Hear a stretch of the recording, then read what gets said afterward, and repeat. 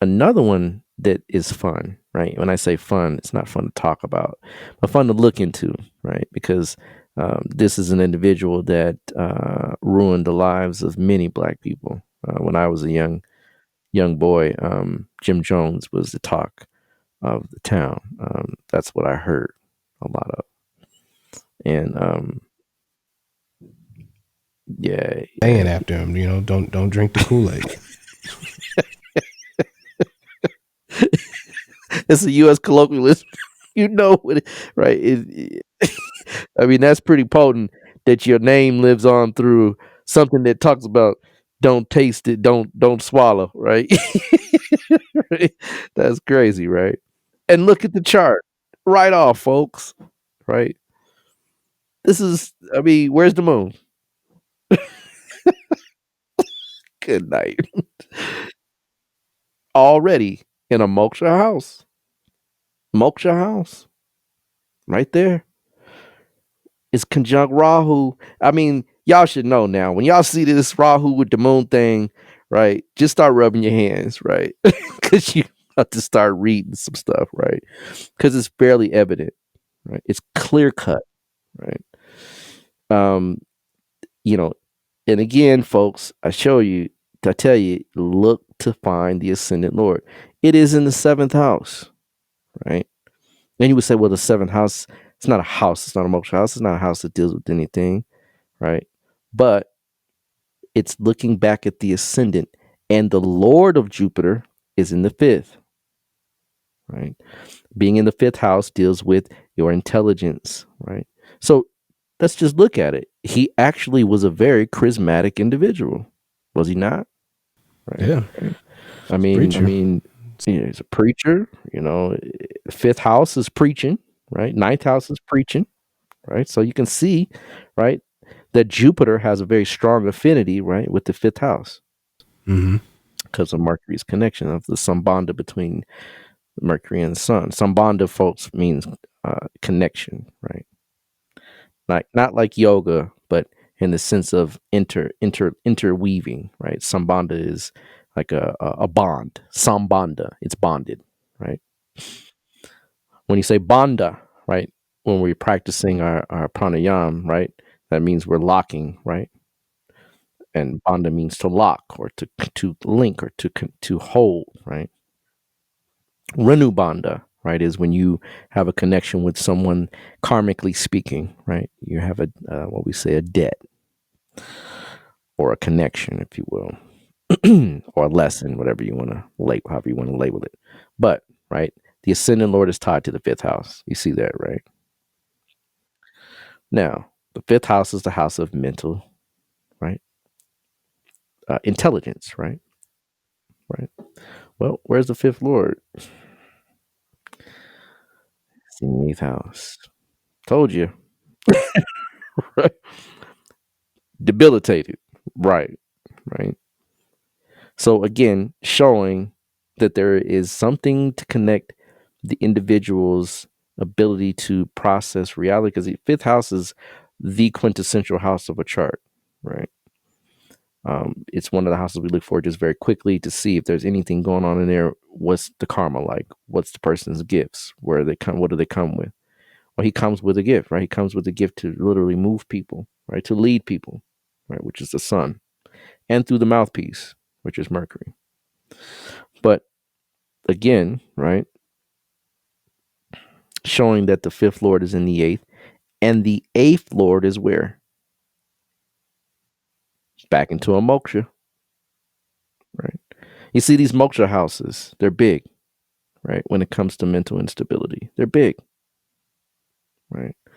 Um, Back to the combination, Venus, right, is it's not conjunct, right, by degree, right, but it is in the house, and it actually is exalted, isn't it? Right, right, almost by degree, really by degree, right? It's exalted by degree, but then the Lord of that planet, right, goes to the seventh, and there's not a Parvatana, but that particular Lord going to the seventh in Gemini doesn't do so well, It doesn't really stabilize, right, that particular exaltation. So not only that, right, if you look directly, let's see, what's the degree of Pluto? 26, and his and it's what, 3 degrees arc, about 3 degrees, Oh I yeah, yeah, believe. yeah, yeah, yeah. It is. Yeah, yeah. 3 degrees. So again, I showed you that whenever those arcs are there, it's really close within degrees, right? It's a big thing, right? His Venus is conjunct Uranus within 3 degrees, right? Venus for a Sag ascendant is what we call a functional malefic. It is not, right, a very viable planet, even if it's exalted in the fourth. So again, and again, these are all things that you add in, right? You add them in. But look at Saturn. Saturn's always going to play a role, folks. I told you, right? He's impacting, right, the moon. He's aspecting it from 3 houses. Well, he has a third house aspect to the moon, right? Yep. Right. And Saturn is, in the third. I mean, the second house is, you know. Mm-hmm.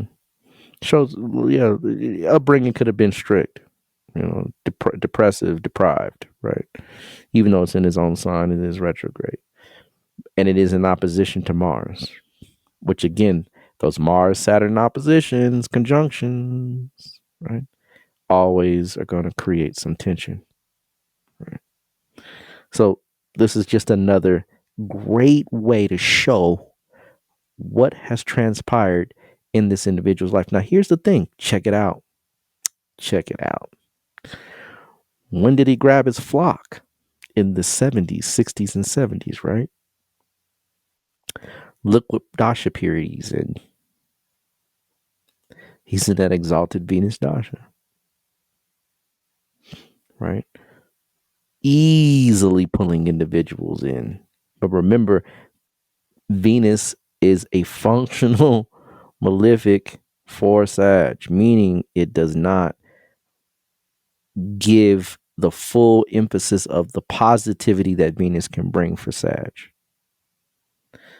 6th house is enemies, and the 11th house is groups and networks. So you can clearly see, right, that during this time, there was a mixture of how he felt about those people. Yeah. Some of them he probably had some very close connections to. And then within those close connections, because of his mental, right, issues, they become enemies.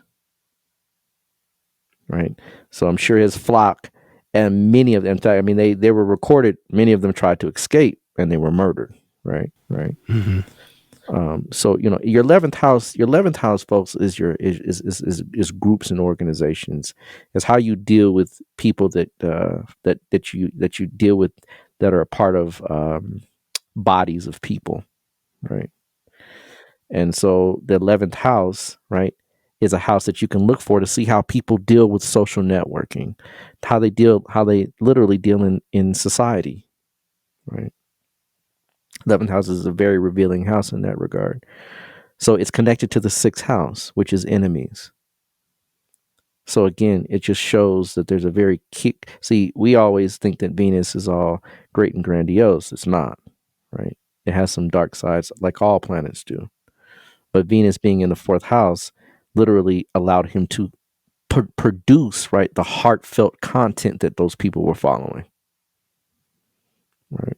It was a big act. Venus is an actress or an actor, right? But Yeah. coming from a very deep, heartfelt place. But again, Saturn impacting all those planets in the 4th house, it was something dark behind it, something very malicious, right? Very controlling and very sad, right, to say the least. So, right, Saturn, again, showing the role, Saturn, Mars, right, is debilitated. Like you said earlier, that's a big flag as well. Many times when Mars is debilitated, the person's just going to have enemies. They're going to be able to create problems with other people without thinking about it, right? And then looking in the D10, I mean the D9, excuse me, you see Saturn conjunct Mars Mm-hmm. right there, right? That's still big, right? So, I mean, you can't get any better. Every single one that we've looked at has had these particular symptomatic and systematic placements.